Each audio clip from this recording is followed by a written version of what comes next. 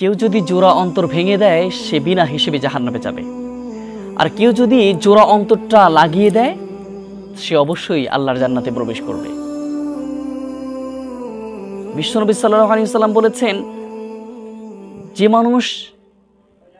মানুষের জোড়াটা একদম ভেঙে চূর্ণ বিচূর্ণ করে দেয় সে অবশ্যই জাহান্নামে প্রবেশ করবে। সেজন্য বিন্দুমাত্র আল্লাহর কাছ থেকে যদি কোনো গ্রহণ পেতে চাই, অনেক ভালো কিছু পেতে চাই, আল্লাহর কাছ থেকে যদি বিনিময় পেতে চাই, তাহলে কোনো মানুষের জোড়া লাগা অন্তরটা কখনোই ভেঙে দেওয়ার চিন্তা ভাবনা কখনো করবেন না। মানুষের হৃদয় কখনো ভেঙে চূর্ণ বিচূর্ণ করে দিবেন না।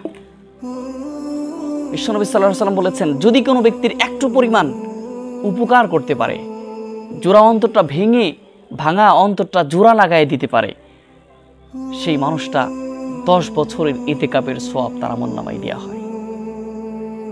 কিন্তু যদি কোনো ব্যক্তির হৃদয়টা ভেঙে চূর্ণ বিচূর্ণ করে দেওয়া হয়, তাহলে আল্লাহ তাআলা বলেন সে ব্যক্তি যেন সমস্ত কিছু ভেঙে ফেলল।